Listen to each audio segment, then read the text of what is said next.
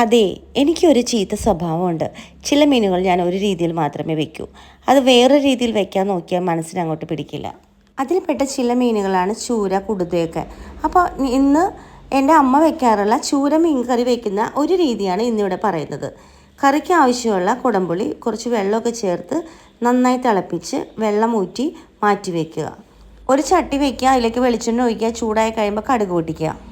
വറ്റൽമുളക് ചേർക്കണമെങ്കിൽ ചേർക്കാം, ആ ഓപ്ഷനിലാണ്.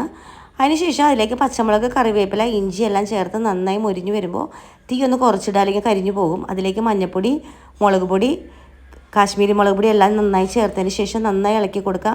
കരിയുന്നതിന് മുൻപ് നമ്മൾ നേരത്തെ തയ്യാറാക്കി വെച്ചിട്ടുള്ള കുടംപുളിയുടെ വെള്ളം കൂടി ചേർക്കുക. ആവശ്യത്തിന് ഉപ്പും ചേർത്ത് കൊടുത്ത് മീനിൻ്റെ കഷ്ണങ്ങൾ അതിലേക്ക് ആഡ് ചെയ്യുക. ഈ നേരം കൊണ്ട് നമുക്ക് ഇത്തിരി ഉലുവ പൊട്ടിച്ച് നാളികേരം ചേർത്തോട്ട് ചുവക്കനെ വറുത്ത് അരച്ചെടുക്കാം. ഈ അരപ്പും കൂടി നമുക്ക് കറിയിലേക്ക് ഒഴിച്ചതിന് ശേഷം നന്നായി തിളപ്പിച്ച് വറ്റി വരുമ്പോൾ നമുക്ക് വാങ്ങി വെക്കാവുന്നതാണ്. അപ്പോൾ ചൂരക്കറി റെഡിയായി കഴിഞ്ഞു. അപ്പോൾ എല്ലാവരും ട്രൈ ചെയ്യണം. എന്തായാലും നമ്മുടെ അമ്മമാരൊക്കെ പറയുന്ന പോലെ പിറ്റേ ദിവസത്തേക്കാണ് കറി അടിപൊളിയായിരിക്കുക. അപ്പോൾ എല്ലാവരും ട്രൈ ചെയ്യണേ, കമൻറ്റ്സ് ഇടണേ. Thank you for watching House of taste.